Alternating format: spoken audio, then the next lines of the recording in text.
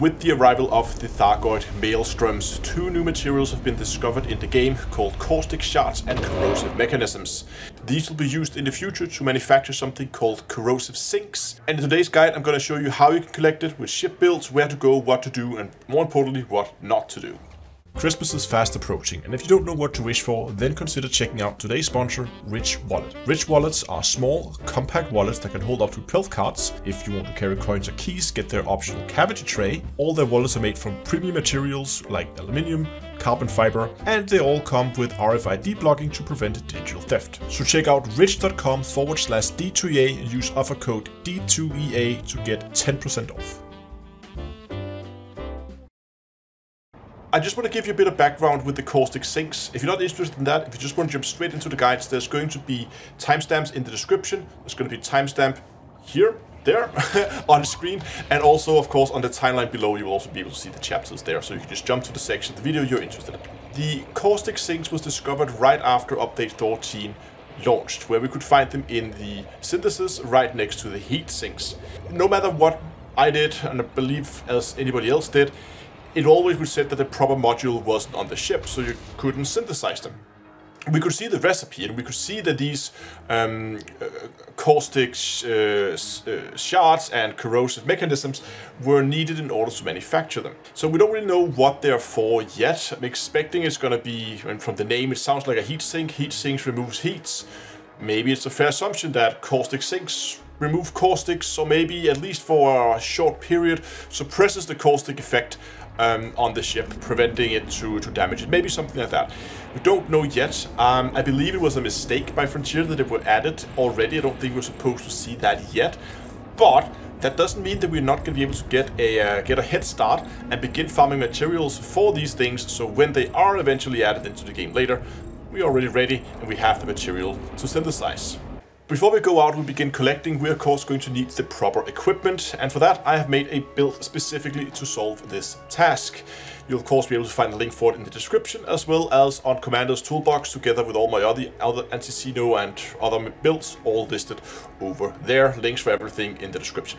The build that I come up with here is built on an Alliance Chieftain. Good speed, good armor, which are both things that's going to be super important for this, as you will see in a bit.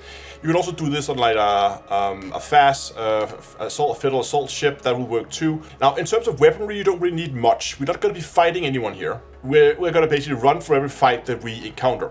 So the only thing we're going to need weapons for is we have some items we need to destroy in order to get the mechanisms. And for there, I've just added a beam laser with long range and thermal vent. We are going to be shooting at something called caustic generators that are basically like floating mines that generate caustic effects, so you want to be able to shoot at a distance.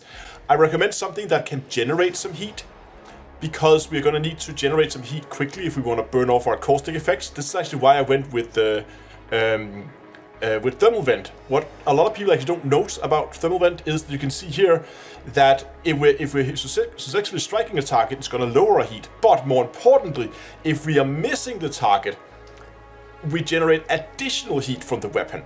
And that's actually that feature that I'm interested in. So that means I can just shoot into empty space, and I can use this weapon to generate a ton of heat on the ship very, very quickly. And I can also, if I can find something to shoot at, use it to cool down my ship. Awesome for heat management, long range again, so I can keep my distance. Now, in terms of utility mounts, I've gone all heat sinks. Heat sinks is super important here because, again, heat management is key. We're going to use heat sinks for multiple things. We can use them as a defensive measure, as we know when the ships gets really, really cold, it's difficult for the Thargoids to target lock us. They can't hit us as easily. So therefore, if you ever get into trouble and you begin to take damage, you're being attacked by a Thargoid interceptor, you fire a few heat sinks and you basically go invisible for them. They can't see you. So these are massive support for as a defensive measure. And also, of course, when we are burning off caustic effects, we're heating up our ship to burn off the caustic effect. We need to be able to cool down quickly to prevent module damage.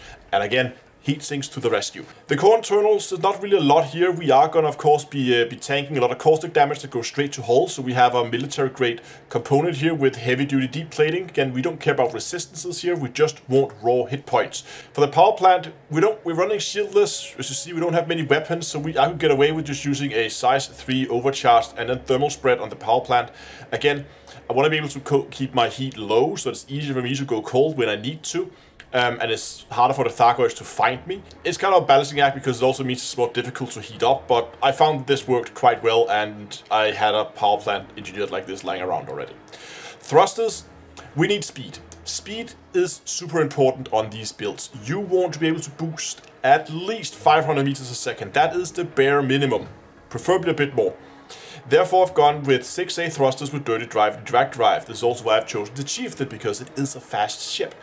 The reason why we want this speed is because we're going to be attacked by Thargoids. We're going to be attacked a lot, and our tactic here is doing the brave Sir Robin move and get the hell out of there.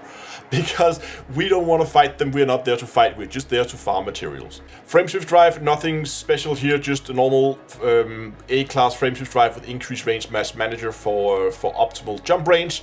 Life support derated, again, if our windshield breaks, well, we're so low in armor anyway, we're gonna explode, so it doesn't really matter how much time we have, so I just went for the lightest, which is 5D with lightweighted on it.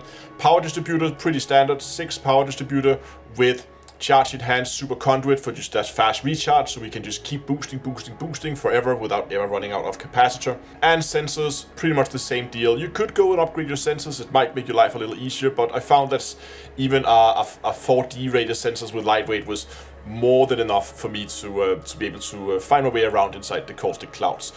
For the optional internals, there's a lot of armor in here. I went with a size 6 cargo rack. To be honest, it's really overkill. You could potentially downgrade this to a size 4 and then put another size 5 hull reinforcement pack in here. That's really up to you. I didn't really know how many limpets I would need, how often they would be destroyed when I made the build. So I went with a class 6, but again, you can't downgrade it. It's up to you. This works just fine, and this means you have more cargo than you're going to need on the ship. For the rest of it, it's pretty much all just hull reinforcements all the way down, and all of these hull reinforcements are, are engineered with heavy duty and deep plating, again for that maximum armor hit point. Again, we don't really care about resistances. I did experiment with the meta alloy hull reinforcements that gives caustic resistance, and they give less effective caustic hit points than doing this. You can use the meta alloy hull reinforcements if you really don't want to spend all the time farming materials for all these hull reinforcement packs, because that is quite a bit of farming. Just know that this is the optimal setup, so that's the one I'm going to showcase for you today. In our class 1 slot, I have a 1B collector limpet. Why B rated? Because B rated is the one with the longest range. We have this 1.4 kilometer range on our collectors, which is awesome. So now that we have the ship and we are ready to head out, you need to remember to stock up on limpets before you leave. If you have a tendency like me to forget your limpets before you leave, you should consider buying a Remember Your Limpets mark from Down to Earth store. Link is in the description.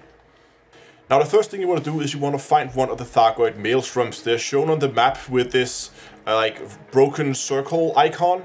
You should probably expect when you get into these systems that there's going to be some Thargoid hyperdictions. This is very common in this area. The Thargoids really do not like us being in here. They are going to come after us a lot. When you do get interdicted, don't worry. As soon as you are being pulled out and you drop out to normal space, what you're going to do is you're going to hit boost, and you're going to make sure that the Thargoid is right behind you, so you're running straight away from it. Put 4 pips into engines, and then just keep on boosting. If you begin to take damage, you fire off a heatsink, because that means that the Thargoid is within range and can shoot at you. So for good measures, I just made it a habit always to fire a heatsink, as we have plenty. And then you keep an eye on the little cooldowner here with the FSD cooldowner. When that is gone, you can go ahead and charge up your frameshift drive. You should be aligned towards the system. You should be pulled out in such a way that the Thargoid is right behind you and you're facing the system.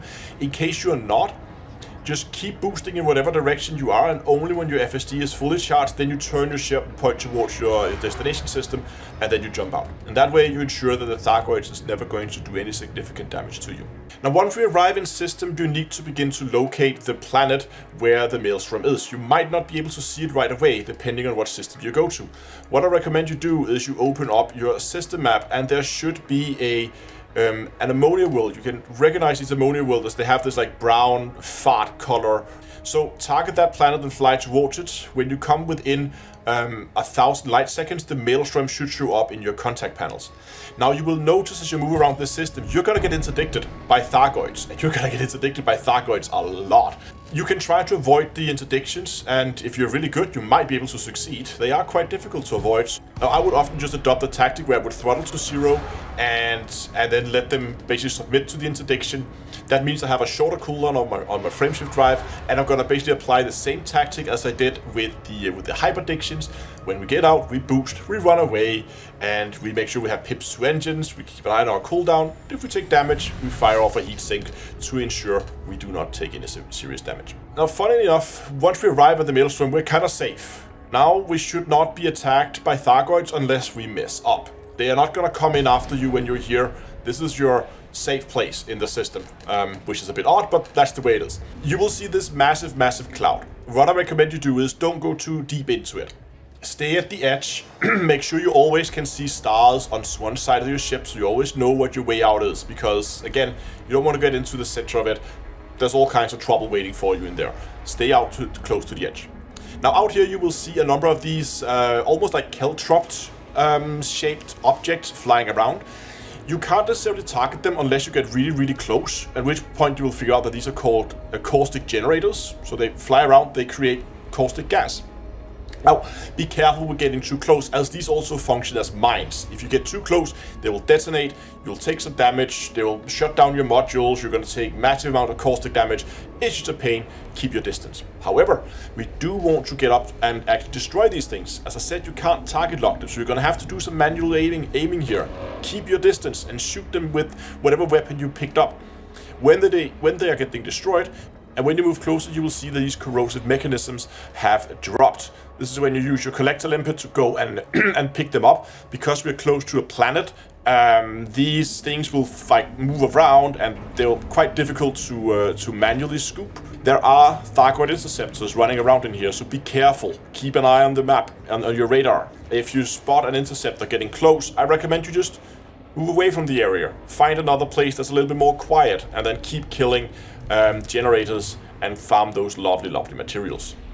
Now for the caustic shards, they are a lot easier, as you don't have to do anything, they're just floating around. They will show up as your radar as just these white objects, assuming you have the default color layout, but they'll show up as objects on your radar, and you can basically just fly up to them and your collector limpet will go and collect them. They are quite easy.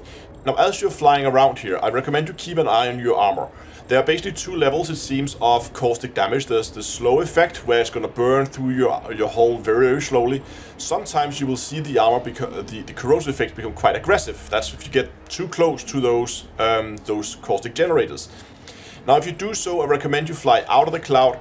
You activate silent running, you fire your laser into empty space, or do whatever you can to overheat. As soon as your ship overheats and the caustic effect begins to burn off, you might need to hit like 200% or something. Then you fire off a heatsink to lower that heat back down. That's probably the best way to deal with it.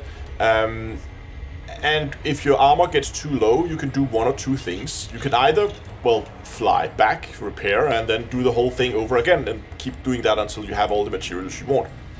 A tactic I actually found was faster if you just want to have as much materials in as little time as possible. I found that I will just keep on farming and don't care if my armor goes down. Because that means when I eventually die, I'm going to be sent back to my ship. And because these are engineering type materials, that means that they don't go in your cargo hold, so they're not lost. You get them with you back to wherever you spawn, which is hopefully a fleet carrier not too far away. So that basically means that if you just want to optimize, get as many materials in a little amount of time as possible, just keep farming until your ship explodes. The build that I've made here is quite cheap in terms of rebuy. That's how you do it. Now you're ready to go ahead and engineer some caustic sinks when they are added into the game later. If you found this guide useful, I would really appreciate if you would go down and subscribe to the channel. It would mean a lot to me, and it will help me towards my target of 100,000 subscribers, which is hopefully not too far away. Thanks a lot for watching, and until next time, I'll see you guys in space.